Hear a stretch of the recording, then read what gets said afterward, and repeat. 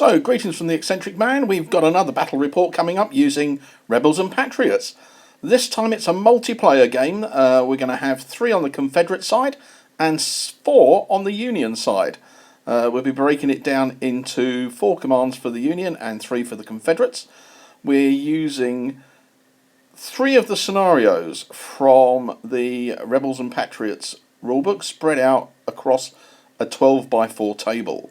I'll go through those in a little bit more detail as we go along. However, got a little announcement. I do all my battle reports using my trusty old iPad, and it is a trusty old iPad. It is old. I got it nearly 6.5 years ago, and it is now beginning to show its age. It's stuck in ISO 9, and many things have upgraded to ISO 10. And it's only a matter of time until YouTube stop supporting ISO 9. So we're going to have to see where we go. So with that in mind, I have set up a Coffee account to replace my iPad. I didn't want to go down the route of Patreon, sort of segregating people into 2 bits, and I didn't want them to have to commit to money every month. It's only really to hit a goal to get the iPad. So didn't want to monetize this channel because I don't like the ads myself. I know that they're there for reasons, but I don't like to do it. So I've gone down the route of Coffee, and I'm asking any subscriber who would like to chip in a little bit to go to Ko-fi and give us a cost of a coffee. And then that means I can get a new iPad and be ready to roll once this one dies. I find the iMovies system very good. I can do it in games at the store and out at events like Camden Bridge Too Far and the Warlord GT. But anyway, if you could find your way to doing that, that would be great. I've stumped up half the money myself, so here's the link. Well, this is a page. I'll put a link in the details below. But if you can find your way there, that would be great. Thank you very much.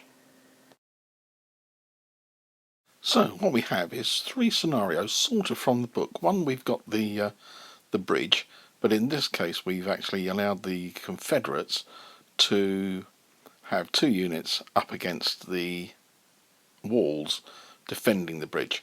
The other 2 units starting off on the far edge, and the Unions will decide which of the 4 commands will be attacking on this sector. So that was the bridge. Then we have the farm, and this is more like Fort Glory.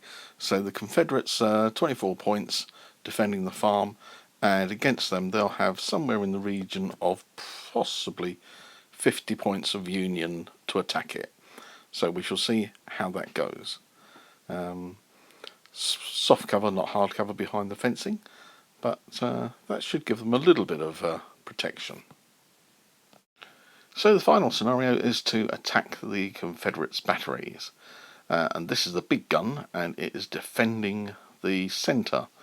There's a heavy gun, so it can shoot 48 inches, and it can shoot anything that it likes. It hasn't got the rule that it must shoot the closest enemy unit. But there's only 4 units of Confederates on that side, I think there is. Well, it could be 1, 2, 3, 4, 5, yeah, perhaps 5 against the Unions. And that's what they'll be up against. The key objective, however, is the farm, and here we have our intrepid band of commanders. So we've got John from the right. We've got John Strongoak, and we've got Neil. We've got Beardy Mark. We've got Steve. We've got Gary from Paint and Glue, and we've got Martin on the far end.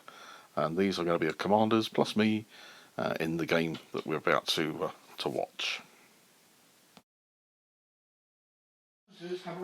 So just going through a briefing for today, and a big game of Rebels and Patriots. So we've got 3 brigades, so 1 Confederate over there, 1 in the farm in the middle. What else do you need to know really? on your first and then Yes, you get one on the side. What we've done is we've got 3 scenarios from the book. So there's one which is protecting the guns on the hill. We've got one which is a farm in the centre, and then one over here is the ford. So we've got 3 generals aside and 3 commands of Confederates and Unions. So Unions are going to be setting up very shortly, but this is the game for today, which is going to be real good fun. Yeah. Disorder. Disorder. So basically, if you get disorder mark of 1... We're deployed, so we've got one section over here, doesn't matter, and we got another Union unit, 2 Union units in the centre to attack the farm. A couple of guns on the hills. That's the main objective. Which is the main objective, the farm, which is down here. And then over in that far corner, looking for a bit of flank action, is the drunkard. drunkard, yeah. So we've rolled traits. So we've got a drunkard there. What did you get, Martin? Me, I got drill instructor. Drill instructor. So he can start in close order. 1 unit, yeah. Gary, Mr. Lucky. So Mr. Unlucky, that was it. Yeah. So he's got a -1 when rolling for casualties on his officer. And Steve, you got drunkard. Drunkard, yeah. I got strategist, which was really great. So I've moved 1 unit up 12 inches. So that was good. John, he's on the opium. No, moonshine. Moonshine, okay then. So he's a drunkard as well. And Mark? Praise the Lord. He gets +1 on all his casualties. So +1? He gets Ah, +1 for his good officer. God, he's got some protection there. I'll need it. Yeah. Right, so we're going to start turn 1. What we're doing, because of the numbers, we're going to pull out command chits for each one, so we can see who goes, rather than all on one side and all on the other. So we're just going to tinker with it a little bit on there. So into the first turn. So end of the first sort of turn. Every commander's activated. Not too much happened on this side. The Union have advanced up. Opened a little bit of fire, but just took a casualty, and the Union were fine on that side. On this side, middle side, cannons have fired, and John was very lucky with his command to survive. On the far flank, the Union weren't quite so good with their casualties, and the guns from the Confederates put a little bit of a punishment on the cavalry. They lost 3 men, but passed their test just, and the big cannon spoke. There's a big cannon, and hit the Union command on that side and killed 3, which was pretty harsh, but did pass their test. So there's a moral in the story. When there's a gun, big gun, don't put your men in close order. But there we are. So into turnish 2. Okay, so end of the second major turn, and the Confederate artillery on this far side is peppering the Union, giving them a bit of disorder over into the centre, and the Confederate guns have been firing, but not had the same effect on this on the Confederates. However, the Confederate units have taken out one of the skirmisher units for the Union in that centre, but they fortunately the rest of the army just laughed it off, and they didn't rout or run away. They just laughed. Over on this side, the Union have tried to advance up, and the sharpshooters are behind the wall, forced them back. And on this side, the unit managed to put a disorder marker on them. So still working away there. Unit in the middle, just holding their ground, and we've sent off a unit to boost the left, but I'm not quite sure at the moment they need boosting, and they're now going to be out of 12 inches of command. But there we are, that's how we go. So we're going to move into turn 3 and see how we roll. Right, end of the turn, and yeah, some serious stuff here. The Confederate officer shot and taken from the battle, so they went backwards, but fortunately everyone else remained. The big gun tried to change its aim and fire at the guns on the hill, and missed. So there was a big sigh of relief from the Union troops. Bit of a non-activation for one of these units over here, when it could have done something, but the command unit decided not to. Cavalry have rallied, which was a major surprise to everyone, really. And then the unit there, they didn't. So they've gone back, retreated back behind the fence because that's a bit safer. We've now got the 2 units pushing ahead, nearly up to the fence. Skirmishers up to the fence nearly, and they've been aiming at these, but these are all okay so far. 1 casualty, but passed the test, which is quite good. So the Union's quite strong there. 3 units, even with the command. Still a little bit below par, but still not disordered. And then a bit of bolstering in the centre after the loss of that skirmish unit in the previous round. Over here, rallied on that one there. And this unit still got the 1 disorder. Failed to act the skirmishers over there. And this unit of Confederates behind the wall couldn't be bothered to do anything either. And these ones are hacking off over to the far side. And we reckon it's at least 5 turns to get into the centre. And these ones are just supporting the middle of the road. I know a song about the middle of the road, but that ages me somewhat. Right, into the next turn. Into the turn on this side, the Unions have done a bit of rallying and done a couple of casualties on this sharpshooter skirmish unit behind the wall. Chipping away at them, 1 more casualty, and then they're going to be disordered. So I've moved up the unit onto the bridge to support. And this unit, a nice little long-range shot from the skirmishers. Took out 1, but passed my leadership test. I'm hacking round here with these, so we're across the ford this time around. Over here, John managed to reman the guns this turn around, but they have got a permanent disorder marker on them. Skirmishers took a little shot with a disorder marker now, but the Union command is coming across the field. What we've seen is for John, the loss of his officer is meaning that we are picking up disorder markers when the troops are shot. So yeah, could be a bit of a problem. However, Big Gun spoke and took out 3 of the Unions. They've now got a permanent disorder, but hey ho, Martin rolled a double 6 for his officer, so no worries there, and then rolled enough to avoid getting a disorder marker. But he has got a permanent disorder marker, but he did quite well there. Moving across, little sharpshooters are shooting into here. 2, 4, 6, 8, 10. 2 men down on that unit. I think we've got 2 men down on that one. 2, 4, 6, 8, 10. Yep, 2 men down again. And over to here. These are just waiting for somebody to come up to shoot. And over here we're just waiting on the results of the cavalry, who took 2 casualties. But we'll see. We're going to take a break for lunch now. It's an end of a turn. Which one? We've got no idea. Do you think it's about 6 turn? Turn 6? Not looking good for the Confederates in the centre.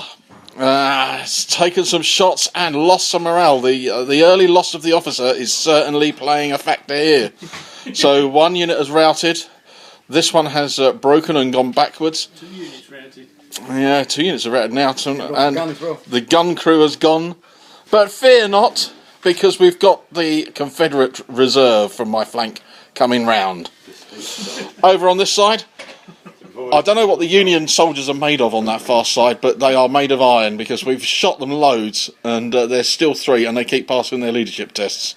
Fortunately, from the Union side, I took no casualties, which was a bit of a bonus. But I can't get rid of them, no matter what I've shot at them. They keep passing their leadership test. Far side.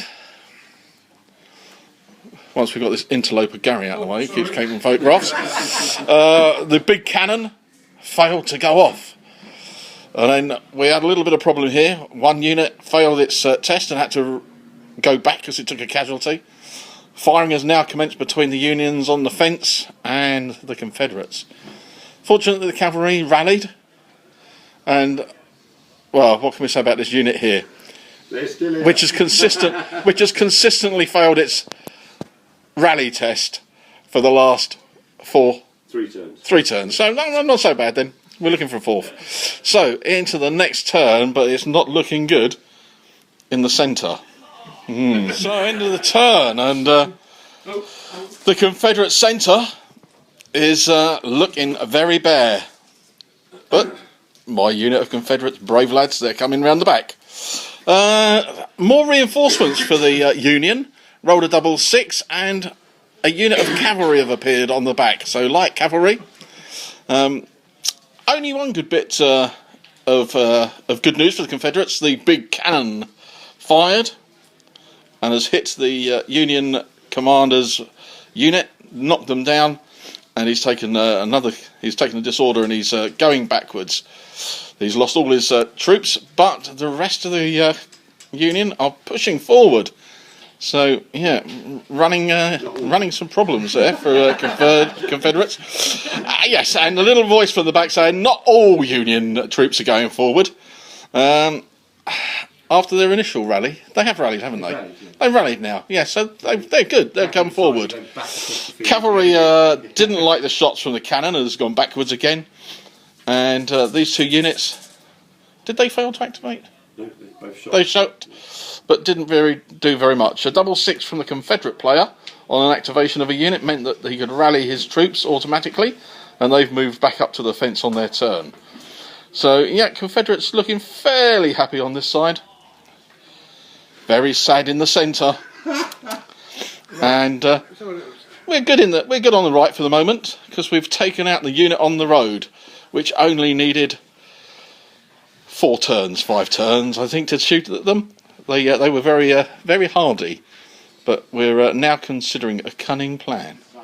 So I think it is possibly turn 8, the end of, and it sadly is the end of the Confederates at the farm.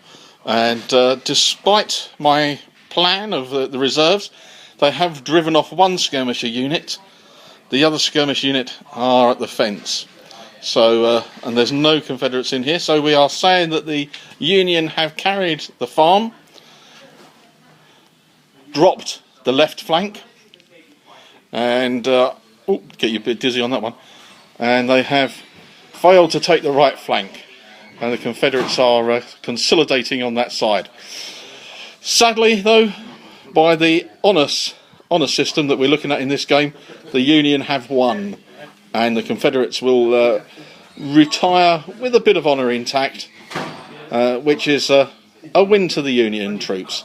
So, however, we've got Steve, who's just finished running a tournament in the other part of the room, and he is going to come in and get some reserves and come on from the Confederate side, and we'll play cover the retreat. Yeah, but yeah, a good game. I think that was running through there, wasn't it?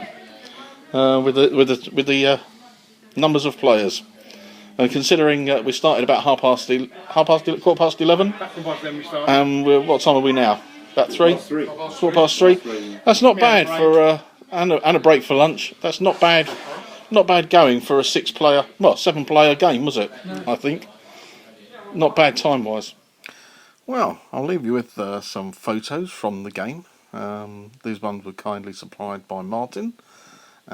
And they're really nice. It gave a great atmosphere of the game that we played.